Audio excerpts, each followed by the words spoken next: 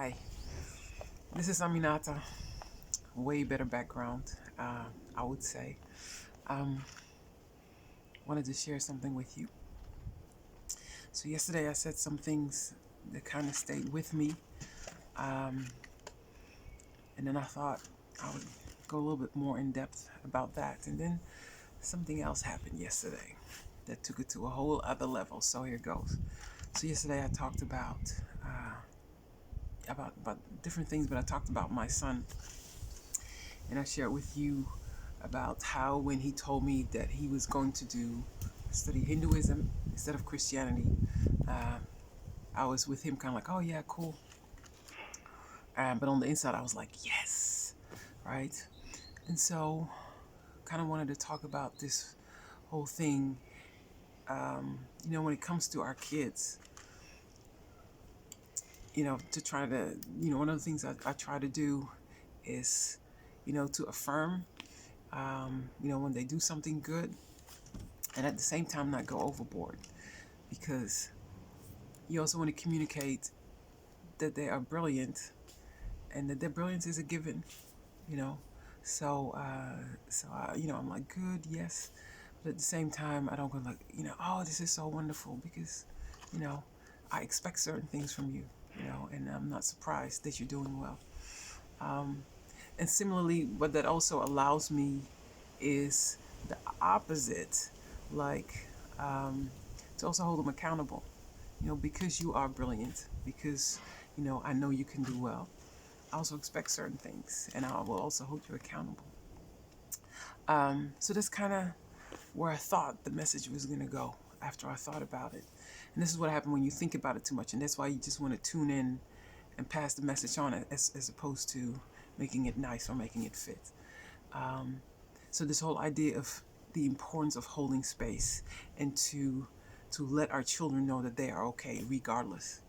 Uh, Regardless of the grand things they do, regardless of the dumb things they do, that they're still okay, and how important it is, and in particular for our kids, and uh, and in this country, especially for my Muslim children, because the stuff they hear, even in school, even in a place that's supposed to be safe, can sometimes be brutal.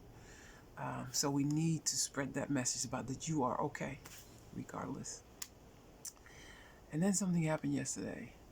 Um, you know, I saw, to my horror, um, that a certain amount of money was withdrawn from my bank account. Um, I take the train every day, and so I have like a train pass, and so monthly they take the money out. Um, and with the whole Corona thing, I totally forgot to stop that, or at least switch it or something. I didn't even think about it. So, so you know, a significant amount of money was taken out of my account, and I haven't stepped on a train in 4 weeks or whatever. So my heart just dropped. It's like, oh my God, because the last thing I can afford right now is to have a big chunk of money gone for no reason whatsoever. And you know, so so your heart drops and you panic, and so I called the train people, and the woman that answered had a thick Surinamese accent, which already made me happy. I'll be honest. She was very nice. And then she's like, okay, she understood. I'm going to talk to the technical people. And so then you have to wait. And I was just keeping myself calm, and thinking positive vibes. Um, and then she came back, and, they could take care of it. They could arrange it. All the money is going to be returned, you know. And, um, and it was a serious lesson because, okay, even if they had kept the money, it was a big chunk of money. But still, I would have been able to manage. I would not have been homeless. I would not have gone without food. Let's be for real. I might have cried. For real, I would have cried because it was a lot of money. But still, I would have been okay. But what was interesting, what happened is, and so you feel bad about that, and that's. But what happens is, in that moment, it's not just about feeling bad, like, oh my God, I can't believe I'm going to lose this money. But it's like this voice instantly goes, you're so stupid. How could that voice, that voice? Don't you have that voice? A lot of us have that voice, I think, instantly, that just degrades you. And how could you be so stupid? And, that voice. And so as I was waiting for this woman, that's the voice I had to kind of push to the background and keep it silent. I can't get rid of it altogether. I can't get rid of it altogether. But that voice that instantly is just like that instantly demeans you, you know. Um, and then the interesting thing is that when it was resolved, then I felt better. Of course you feel better because, you're happy that you get the money back, but also with that voice, like all of a sudden you're okay because you were redeemed, you know.